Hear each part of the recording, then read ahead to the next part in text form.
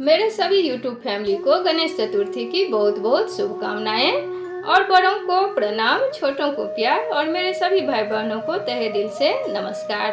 तो आज हम दोस्तों आप लोगों से शेयर करने वाले हैं बप्पा का प्रिय भोग मोदक की रेसिपी, जो महाराष्ट्र के पारंपरिक डिश है। तो चलिए फटाफट स्टार्ट करते हैं। तो गैस जलाएंगे और लेंगे एक मोटे तले की बर्तन और उसमें हम डालेंगे आधा कटोरी दूध और 1 कटोरी पानी। तो मेजरमेंट आप अपने हिसाब से ले सकते हैं। और 1 चुटकी नमक और आधा चम्मच घी। तो मेजरमेंट इस हिसाब से है, आप जो भी बर्तन से लेंगे तो मतलब 1.5 कप हमें दूध और पानी मिला के लेना है।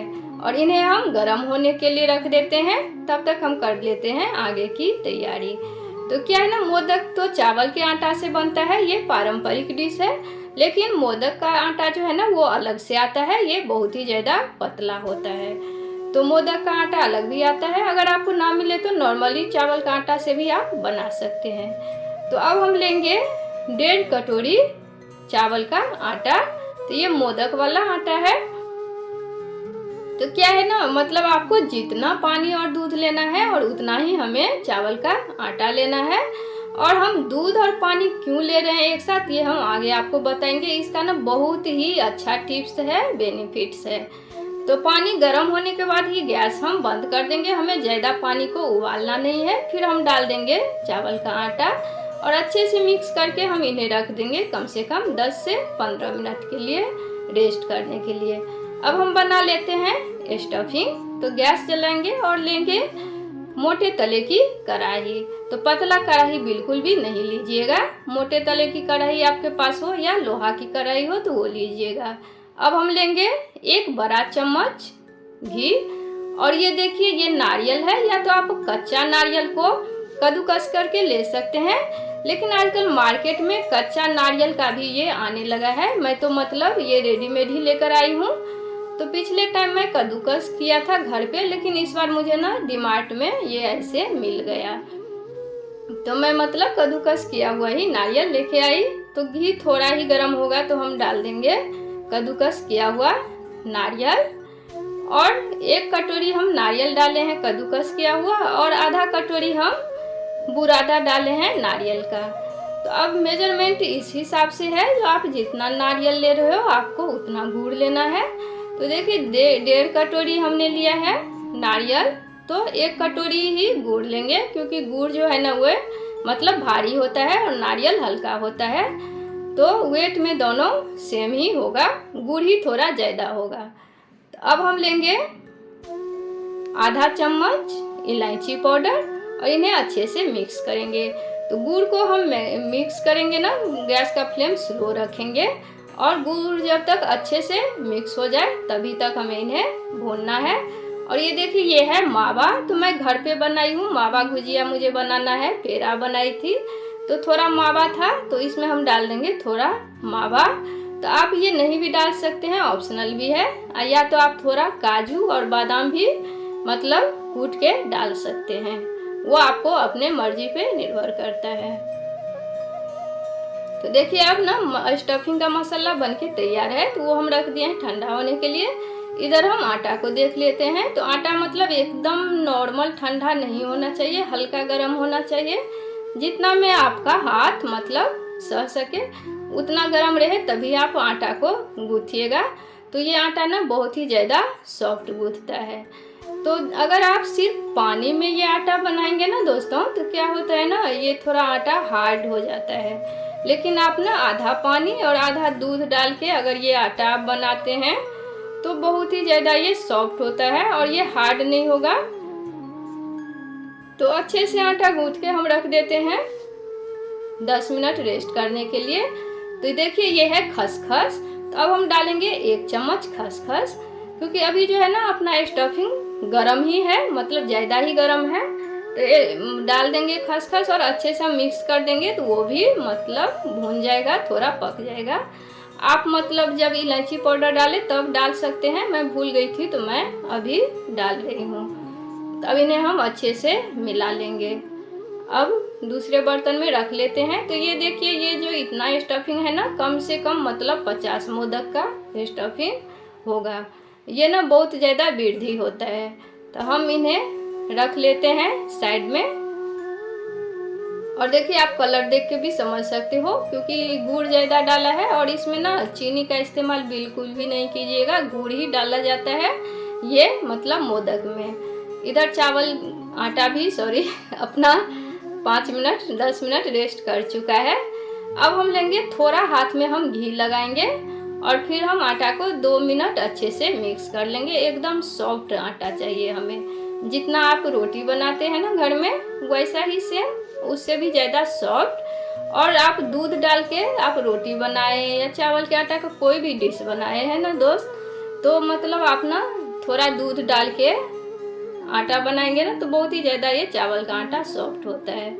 तो अब देखिए हम ले लेते हैं एक बर्तन में थोड़ा घी, क्योंकि अब जब हम मोदक बनाएंगे ना तो हमें घी या तेल की ज़रूरत होगी, आप कुछ भी ले सकते हैं।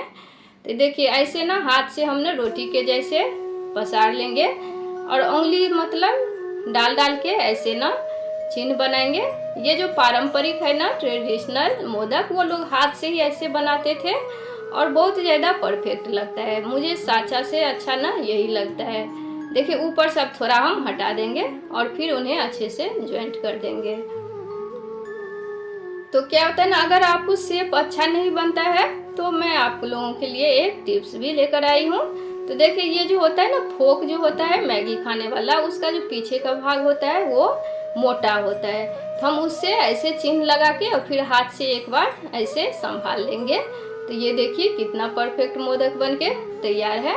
दोस्तों अब हम आप लोगों को बता रहे हैं साचा से कैसे बनाए। ये भी इतना आसान नहीं है जितना लोगों को लगता है, तो बस साचा में डाले और हो गया, ऐसा नहीं है। तो साचा में हम लगा लेंगे घी और उन्हें हम अच्छे से मोड़ के एकदम टाइट हाथों से पकड़ेंगे। हाथ एकदम मतलब टाइट होना चाहिए। फिर हम डालेंगे एक लोई और देखिए उंगली डाल के ना अच्छे से हम इन्हें, उंगली में आप ना घी या पानी लगाते रहिएगा तो चिपकेंगे नहीं। और मतलब बहुत पतला ही हमें बनाना है, अंदर से मोटा ना रहे। तो ऐसे हमें पतला करके दबा दबा के साँचे में एकदम फिक्स कर लेना है। और देखिए जो ज़्यादा आटा है तो वो बाहर निकल रहा है, तो कोई बात नहीं। तो अब हम लेंगे स्टफिंग को थोड़ा मतलब बॉल बना के ले लेंगे और इनमें ना अच्छे से देखिए ज्वाइंट करेंगे और जो आटा हो वो आप निकाल देंगे। तो मैं 2 डिजाइन का बना रही हूँ। तो देखिए इसमें मैं ज़्यादा नहीं आटा निकाल रही हूँ, नीचे से ना एक आसनी के जैसे बनता है इसमें। देखिए ये कितना मस्त बना है। तो एक तो ये है और दूसरा देखिए नीचे से मैंने एकदम प्लेन रखा है। तो मैंने 3 तरह का मोदक दोस्तों आप लोगों को बना के दिखाया है। तो ऐसे ही हम सारे मोदक बना के रख लेंगे। अब गैस जलाएंगे और लेंगे एक बड़ा कढ़ाई या कोई भी स्टीमर अगर आपके पास हो, और एक छोटा गिलास पानी। तो पानी ज़्यादा नहीं डालना है और स्टीम होने के लिए हम रखेंगे। तो मेरे पास भी इडली का स्टीमर था, लेकिन मैं मतलब भोग लगाऊंगी तो इसमें बनाती हूँ, ये मेरा पूजा का बर्तन है। तो अब हम छलनी में लगाएंगे घी और देखिए हम मोदक को थोड़ा दूर दूर हटा के रखेंगे, क्योंकि स्टीम में हम डालेंगे ना तो ये थोड़ा बड़ा होता है, फैलता है। तो अब हम डाल देंगे। देखिए ये तो बर्तन का स्टैंड हर किसी के घर में होता है, तो 1-2 स्टैंड मैंने डाला है ताकि थोड़ा पानी से ऊपर रहे अपना छलनी। और ढक के 10 से 12 मिनट के लिए हमें स्टीम करना है। 12 नहीं आप रखिए 15 मिनट, तो 15 मिनट से पहले आप छुइएगा नहीं। अब लेंगे हम एक कटोरी में केसर और डालेंगे थोड़ा गर्म दूध और उन्हें फूलने के लिए रख देते हैं। तो ये देखिए अभी ना 12 मिनट हो चुके हैं। 12 मिनट बाद मैं बता रही हूँ तो कितना परफेक्ट बनके तैयार है। और मोदक पे जो वो मतलब लाइटिंग दिख रही है, देखिए नीचे से भी चिपका नहीं, ना ही टूटा। नहीं तो अगर आप ज़्यादातर लोग बनाते हैं तो नीचे से ना मोदक जो फट जाती है या चिपक जाती है। तो वो आप देख सकते हो कितना मस्त बनी है। मैं दूसरा भी आप लोग को दिखा रही हूँ, ये देखिए दोस्तों। देखने में मोदक जितना परफेक्ट लग रहा है, खाने में उससे कहीं ज़्यादा टेस्टी बनी है। और आप लोग भी इस मतलब गणेश चतुर्थी में जरूर मोदक बनाइएगा, बप्पा को भोग लगाइएगा, बप्पा को बहुत ज़्यादा पसंद आएगी। अब हम लगा लेंगे केसर वाला दूध मोदक में।